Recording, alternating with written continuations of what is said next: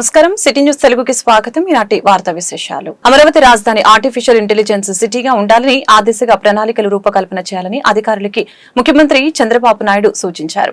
పురపాలక శాఖ మంత్రి నారాయణ, సిఆర్డీఏ అధికారులతో సీఎం చంద్రబాబు సమీక్ష సమావేశాన్ని నిర్వహించారు. ఆర్టిఫిషియల్ ఇంటెలిజెన్స్ స్ఫురణకి వచ్చేలా అమరావతి లోగోని ఆంగ్లంలో అమరావతి పేరుతో మొదటి అక్షరం ఏ, చివరి అక్షరం ఐ అక్షరాలు కలిసి వచ్చేలా ఆర్టిఫిషియల్ ఇంటెలిజెన్స్ సిటీ లోగో రూపొందించాలని తెలియజేశారు. అమరావతి దేవతల రాజధాని అని, అలాంటి గొప్ప రాజధాని పట్ల గత ప్రభుత్వం దుర్మార్గంగా వ్యవహరించి రాజధానిని భ్రష్టు పట్టించారని అన్నారు. ఇప్పుడు మళ్లీ రాజధాని పనులు వేగంగా పునరుద్ధరించాల్సి ఉందని తెలిపారు.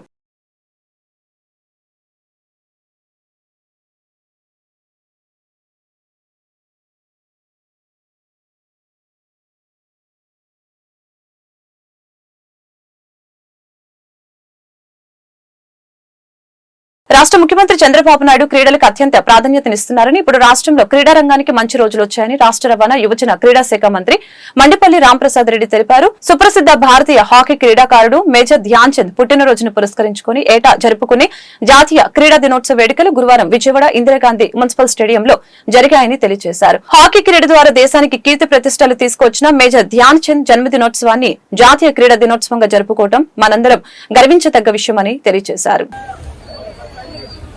అదేవిధంగా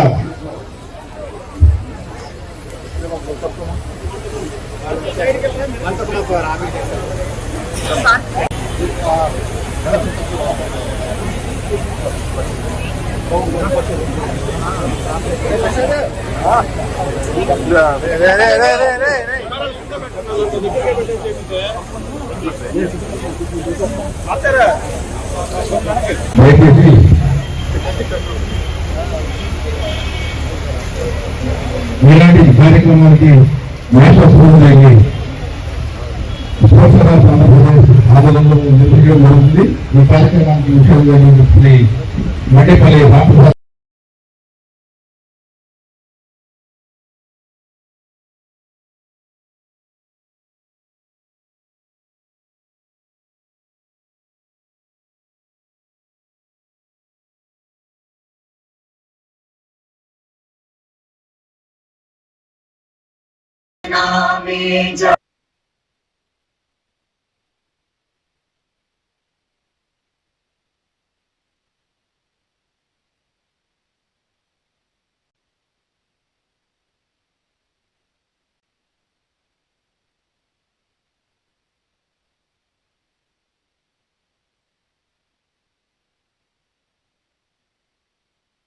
చెప్పారు. మనం అందరం ప్లెడ్జ్ కూడా తీసుకున్నాము.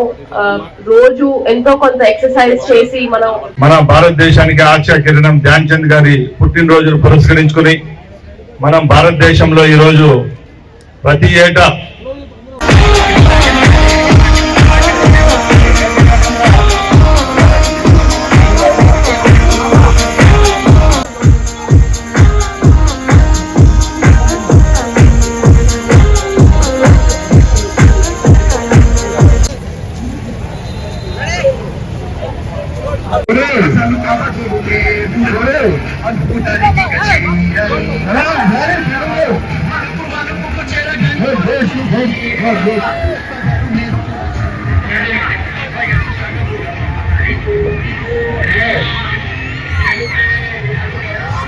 అందరూ కూడా నేను టుడే అంటాను, అందరూ నేషనల్ స్పోర్ట్స్ అనాలి.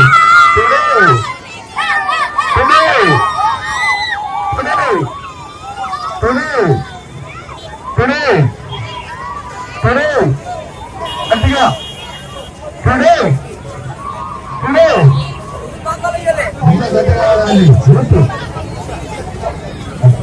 రాబోయేదానికి కాబోయే పిల్లగాలు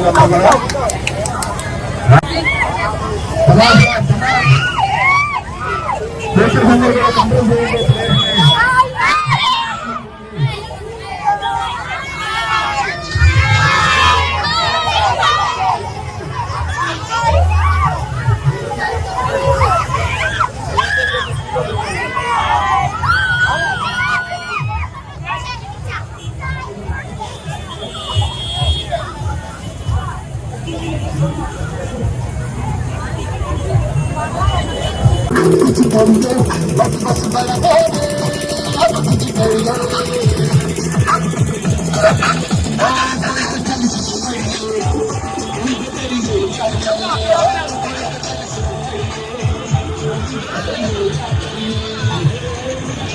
విజయవాడ కేబీఎన్ కాలేజీలో విద్యార్థులకి సైబర్ నేరాలు హెల్మెట్ పై అవగాహన సదస్సు నిర్వహించారు.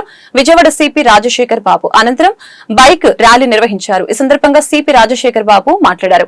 ముంబై నటి కేసుపై స్పందిస్తూ కేసులో పోలీసులపై ఆరోపణలు వచ్చాయని, ఈ కేసుకి సంబంధించిన ప్రతి విషయాన్ని క్షుణ్ణంగా పరిశీలిస్తామని తెలియజేశారు. కేసుకు సంబంధించి ప్రధానంగా ఐపీఎస్ అధికారులపై ఆరోపణలు వచ్చాయని, ఐపీఎస్ అధికారులపై వచ్చిన ఆరోపణలపై ఎంతవరకు వాస్తవం అనే దానిపై లోతుగా తెలుసుకుంటామని తెలియజేశారు. ఈ కార్యక్రమంలో పలువురు పోలీసు ఉన్నతాధికారులు, సిఐలు, ఎస్ఐలు, సిబ్బంది, కేబీఎన్ కళాశాల స్టాఫ్ తదితరులు పాల్గొన్నారు.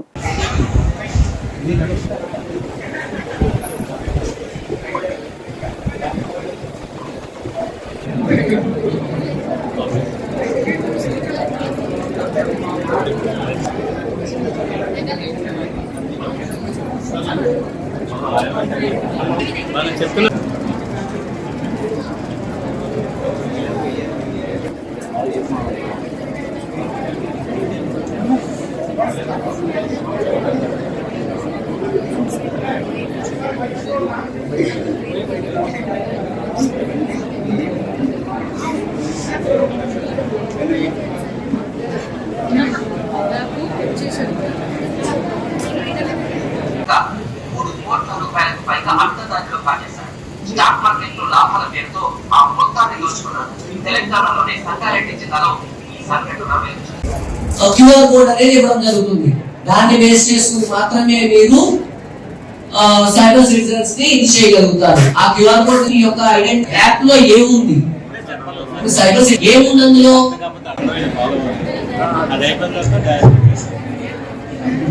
కూర్చుంటారు కనపడతాయి.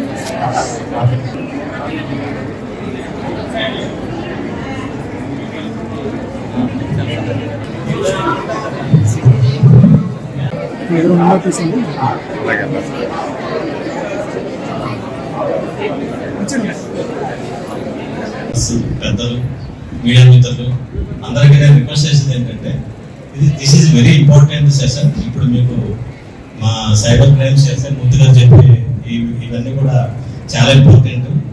ఇది వెరీ వెరీ ఇంపార్టెంట్ కాబట్టి ఈ రోజు ఇక్కడ పెట్టి మీ అందరికి డెమాన్స్ట్రేషన్ చేసి చూపించి ఈ 16 యాప్స్ లో ఎలా మోసపోతారు, ఎంతమంది ఏ విధంగా మోసపోతున్నారు అనే విషయాల మీద ఇది ఒక మాడ్యూల్ మా సైబర్ క్రైమ్స్ డివిజన్ తయారు చేయడం జరిగింది. ఇది చాలా చాలా వాల్యుబుల్. మీరు 10 మంది చెప్పడానికి బాగుంటుంది. అట్ ది సేమ్ టైం మీరు ఫాలో అవడం ద్వారా మన సైబర్ క్రైమ్స్ మోసం చేసేటువంటి ఆ వ్యక్తుల నుంచి మనం ప్రివెంట్ చేయడానికి, వాళ్ళని మనం అడ్డుకోవడానికి, మనం ఆ బారిన ట్రాప్ లో పడకుండా ఉండడానికి పనికొస్తుంది.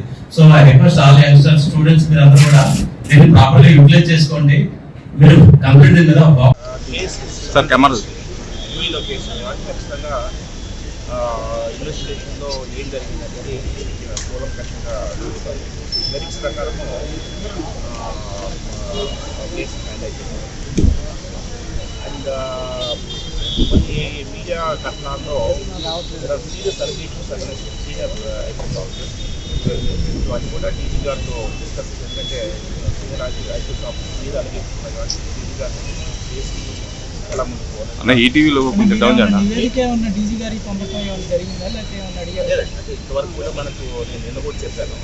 సో రిటర్న్గా మనకు ఎటువంటి కంప్లైంట్ కానీ రాలేదు. వేరే ఏమైనా పెట్టుకుంటే కేసు అండర్ ఇన్వెస్టిగేషన్ ఉంది కాబట్టి ఆ కేసుని క్షుణ్ణంగా ఇన్వెస్టిగేట్ చేయమని చెప్పడం జరిగింది.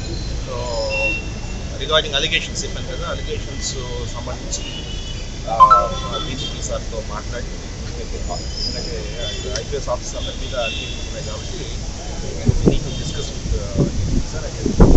నేను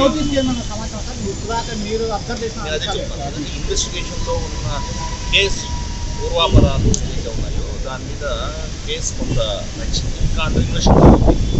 సో అండర్ ఇన్వెస్టిగేషన్లో ఉంది కాబట్టి కేసు అండర్ కాబట్టి ఏం జరిగింది, అసలు ఏం జరిగింది మరొకసారి అది క్షుణ్ణంగా దర్యాప్తు చేస్తున్నాం. ఏ విధంగా ఎలా ఉందో. విజయవాడ తూర్పు నియోజకవర్గ ఎమ్మెల్యే గద్దె రామ్మోహన్ మొగల్రాజపురంలో ఉన్న సిఎస్ఐ స్కూల్ ని సందర్శించడం జరిగింది. సందర్భంగా గద్దె రామ్మోహన్ మాట్లాడారు. స్వాతంత్ర్యం రాకముందు 1931లోనే మొగల్రాజపురంలో ఈసీఎస్ఐ స్కూల్ ని ప్రారంభించడం జరిగిందని తెలియజేశారు.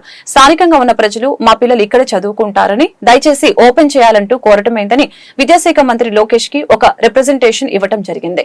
అధికారులు ఇక్కడికి రావడం కూడా జరిగిందని తెలిపారు. త్వరలో ఈ 3 స్కూల్స్ ని పునః ప్రారంభించడం జరుగుతుందని అన్నారు.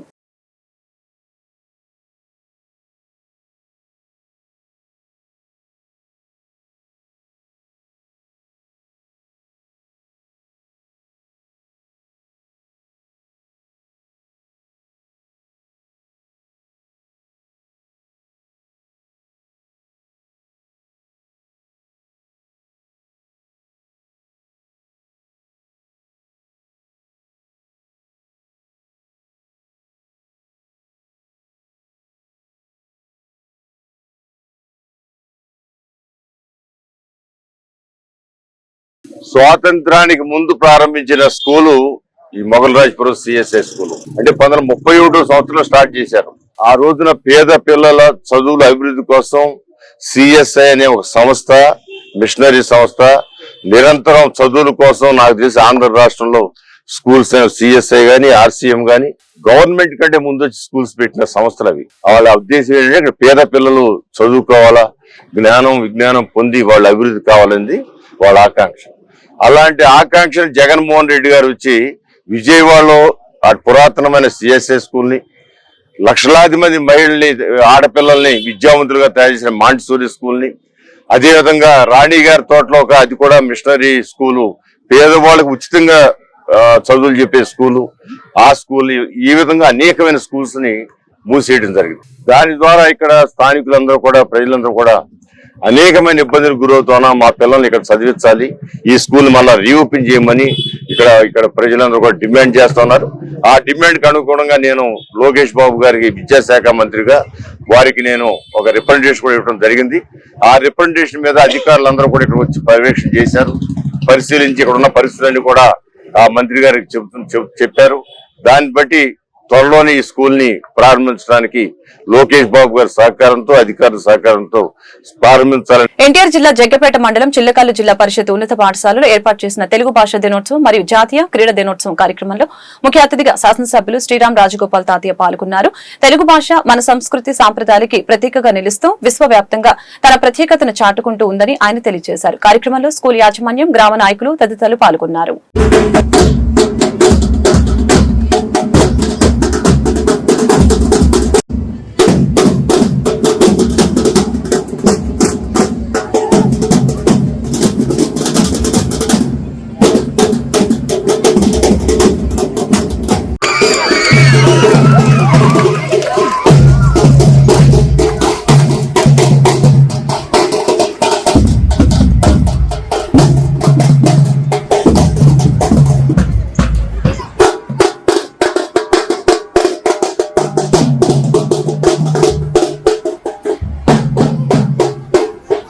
ఈ వార్తలు ఇంతటితో సమాప్తం. మరొక బులెటిన్లో మళ్ళీ కలుద్దాం. నమస్కారం.